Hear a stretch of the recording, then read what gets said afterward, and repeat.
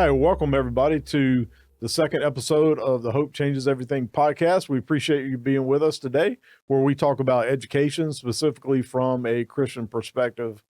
With us today is Breona Walker. She is the head of school for Southside Academy, which is at Peacemakers.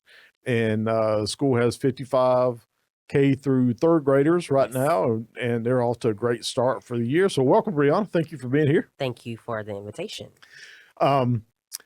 You know, when we think about public school or school in general, we say that gives everybody an equal chance to have, great opportunities in life, right? It's kind of a level playing field. In a way, for the most part, particularly with elementary school, it's kind of a cookie cutter approach, kind of one size fits all. Everybody kind of starts at the same place. But everybody doesn't necessarily start at the same place, do they? No, I don't think so at all. Tell me about that. Like specifically, at Southside End with Peacemakers, we're working mainly with kids from under-resourced households. So what kind of challenges, just generally, do you see that they have in front of them that maybe a kid from a higher income circumstance might not face? Yeah. Great question. For one, I kind of look at myself in general, just from experience personally. I was in a single family home, under-resourced. And so some of the challenges I came with was just not necessarily thinking about education. In general, that's just not my thought. I'm thinking about something that may be going on in the household or what I'm going to eat. Or when I was growing up, we had the kerosene heaters. And when the lights go off, that's how you heat up to wash up for the next day. So you're not necessarily thinking about what's going, like school in general. You're thinking about, okay, when I get home, the lights are going to be off, and how am I going to navigate my lifestyle or just what's going on the next day? So when you think about equal education in general, even going inside of the classroom, because this is those are areas where it's it's high demographics of African American students and low income. That comes with a lot. It comes with aggression. It comes with attitude. It comes with boldness. It comes with a lot of different things that maybe people don't understand.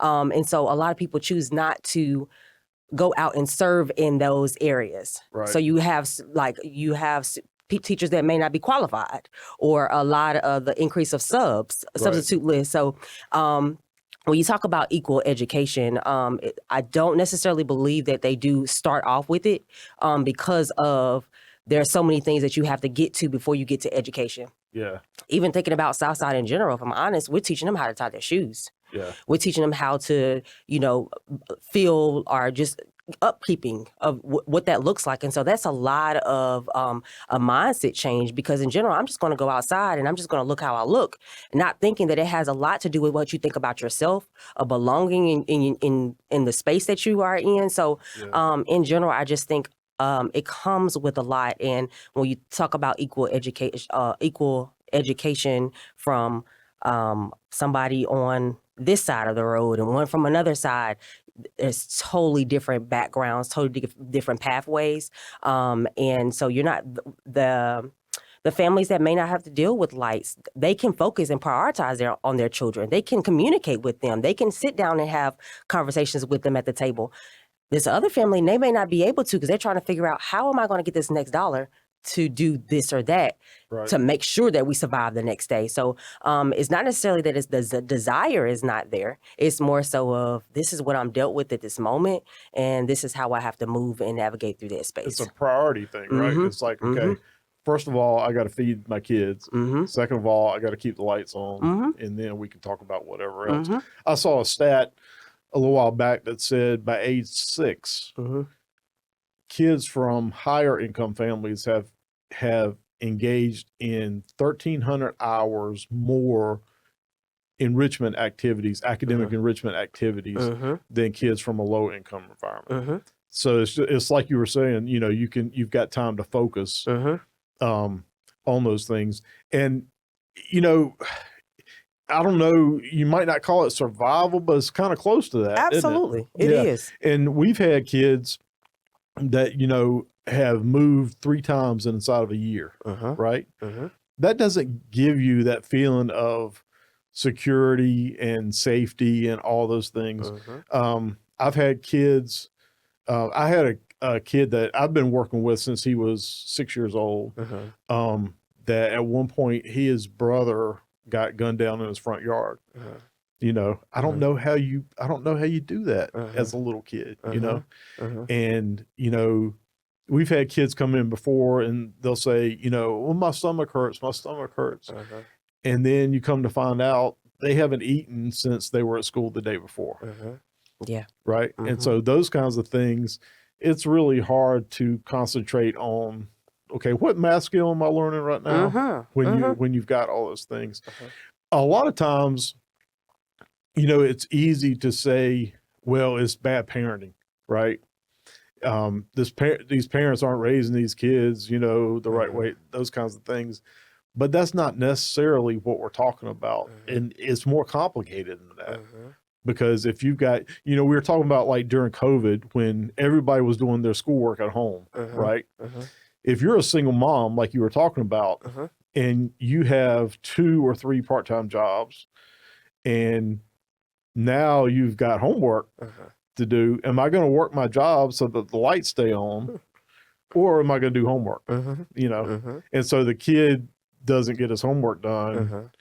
I can't believe that parent, there's not engaged. No, that's not fair. You know, I think that's very fair to say too, because even if you look back, they're great parents because they're trying to figure out how they can fulfill one mission, but maybe missing out on another one, which could be education, because that making sure that they have some type of lifestyle at home is more priority than education in that moment. Not that they don't feel that it's important, but as of right now, this is what I'm dealt with, and it's more personal to me than when they go out to another facility and in hopes that we are the source or the resource for them, but it just gives them, it creates that bigger gap for academic gap for this, but for that child and family. Yeah. You know, I think, I don't know if you would say this, but in my experience, I can't ever remember meeting a parent that didn't want good things for their kids. I think every parent does. I think it's just a matter of, can I provide it? Have I had the background necessary to be able to provide it? Because if I was not successful academically and I don't know how to read even, you know, how can I help my kid? Exactly. You know? Yeah. So those it's a lot of different things, a lot of different things that come into play there. So the question becomes, how do we as a community come around those families and those kids without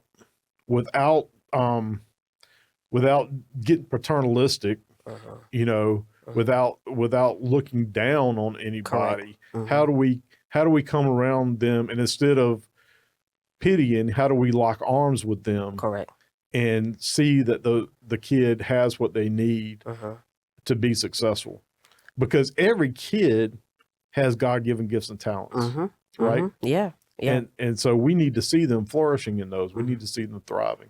I think it's key that you said just lock arms. Like, I think it's a partnership for one, but you're actually walking the journey out with the families, and you're walking the journey out with the students. So when you look at a family and you see there's a need, you're not pointing out the need. You may know consciously that there's something that they may need, but you're not degrading them, belittling them in that process, but you're walking alongside them in hopes that you will disciple them into another way of living, disciple them into another way of thinking, so that they grow not only in you and what you have given them, but grow in Christ. So now that they know there's more, there's a source way bigger than who we are, but it's more so of just a mindset, a heart change, and really wanting the help and not feeling shame.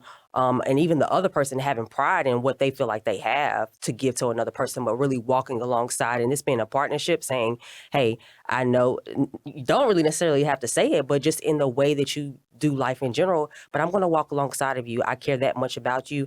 I know what's going on. I can sense that what's going on. How can I support you? How can I do this? But not in a belittling or a prideful way, but just knowing that there's a need, and your heart will speak to it, not necessarily just, whatever you may have to give. Yeah.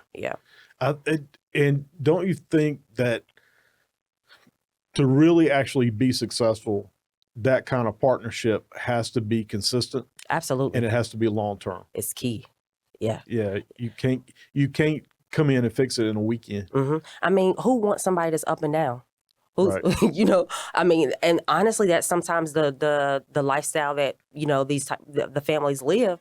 It's up and down, it's inconsistent, it's yes or no, it's all the way, it's there's no consistency. So that the big piece is desiring and knowing the benefits and the importance of consistency, having someone that is consistent, knowing that you have someone that will be there when you are in need, or being there when you need to talk, or being there to develop you and help you grow. That's important, so that honestly the family can grow in and knowing why structure, organization, systems, and all those things are important for them, not just because they're there because it's policies and all these different things, but it's there to develop you and really give you a framework of how to walk your life out in the right way. So I think consistency would be really good for anybody to wrap around that family.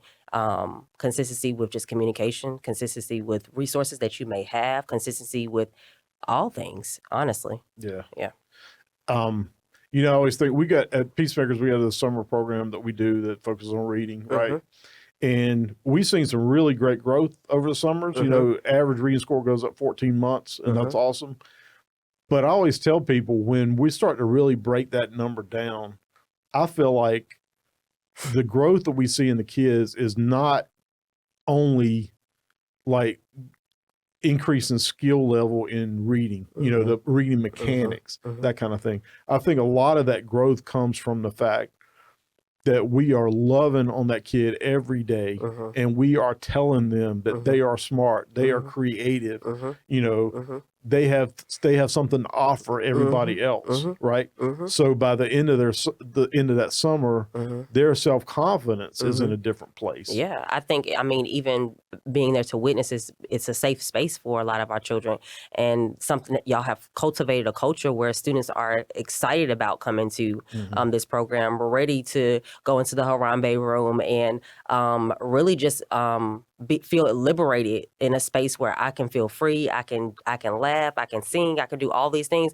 But most importantly, I'm still going to get the skills that I need. It's just more so in an environment that makes me feel safe. And it's a culture that has been built where everybody is in unison with one another. So I definitely think it's been a great program. Talk for a minute about you. We started off this conversation talking about that not every kid is coming to school in the same place. Talk about the challenge of, say, a kindergarten class where you have a certain number of kids in that class that have never been in a structured setting before. They didn't go to pre-K, whatever, and they might not know their letters, they might not know their colors, they might not know how to hold a pencil, they might not hold a pair of scissors right. And then you have another kid or two kids in there that are on third grade level reading, and how you navigate that as a teacher, and how you even find a way to give both kids what they need. That seems like a really hard challenge. It is always a hard challenge, and I think that's something that a lot of educators face, because you do have students that are coming in with different ability groups, but specifically with kindergarten, if you have students that are coming in with no type of educational background, and then students that are ready for kindergarten, the teacher has to be ready to figure out how can I differentiate the instruction for that child or for those children that need additional support. At Southside, we do have intensive interventions Tuesday through Thursdays. So that does help out with some of those skills that they may be lacking, whether it's motor skills or communication. We can't even get to the letter sounds or any of that.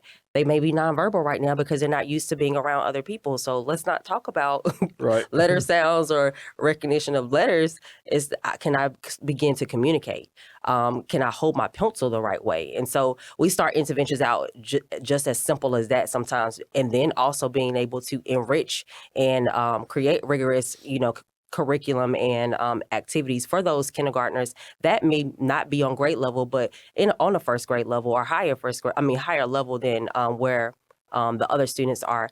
But it takes a strategic teacher, a teacher with passion and compassion, to be able to balance all of those different types of students that are inside of their classroom, and interventions and providing those students with small group settings like Southside, honestly, is a great resource for our any child, honestly, not even just to say those that are with us, but small group instruction is a win for a lot of us, especially with the type of students that we're dealing with now, and where the generation is going. We need small group instruction. We need students that are able, we need to be able to get to them immediately and not in the size of 24 or 25, because someone is going to get, they're not going to get the attention they need because of just how big the classes are. Right. But back to your question about kindergarten, first grade, it has to take a teacher that is strategic and that enjoys what they do to know that there is a need for all of the students, because everybody in the kindergarten classroom has a need. It may be all different. Yeah.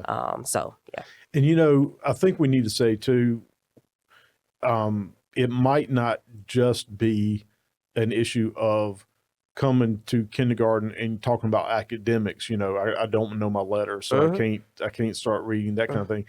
It's also a lot of times behavior issues. And that goes back to what we were talking about before. People jump to it's bad parenting, right? But in reality, it's very well documented long term that the chronic stress of living in a high poverty environment or a environment where you don't feel safe, that kind of thing, puts stress on a kid. And so the brain development in those early years, 2, 3, 4, 5 years old, is altered. And so you get to talking about things like impulse control and those kinds of things that just aren't quite there yet. And so because of that development issue. And so a kindergarten teacher is going to have to come in and teach those things and equip the kid with those skills, right, to be able to do that effectively. And it's not because the parent just never has disciplined the kid, or whatever. I mean, there certainly there are bad parents out there for sure. There are, but in a lot of cases, it's just that the kid has been in an environment that has not allowed them to thrive up to that point. I think that's also important. I don't want to call anybody, just even for me, I think about just me being in school and even just knowing my background. It took a lot for me to unlearn some behaviors that I grew up in. So if I'm used to someone screaming and yelling at me, I had to unlearn that before I had kids, and so if that's something that you're not willing to as an adult, maybe just say, hey, this is not a behavior I want to have for my child growing up or whatever the case is. That child will begin to, that's something that you will inhabit, as a child. Okay, you know what, when somebody makes me upset, I'm gonna smack them in the face. And they think that's right. Yeah, that's how I handle it. I mean, that's how they handle me. So I think sometimes it could be just a learned behavior and what they think is right because that's what they see. So there are a lot of different facets to this thing, a lot of different challenges. So, well, this has been a great conversation. We need to talk more. But I want to thank you guys for joining us today on the Hope Changes Everything podcast. Let me tell you real quick that the Picnic for Peacemakers, lost my train of thought there for a second. The Picnic for Peacemakers is coming up on October 3rd at Inglewood Baptist Church at 6:30. The seat reservations are $40 a piece, or you can get a table of 8 for $300. We would love to see you there. So bring a group of your friends and come on out to that event. It's casual. You can wear your jeans. Great barbecue. We'd love to see you there. If you need to get a reservation, just call our main number at Peacemakers. It's 252-212-5044. And we hope to see you there. In the meantime, come back next week for another episode of the podcast.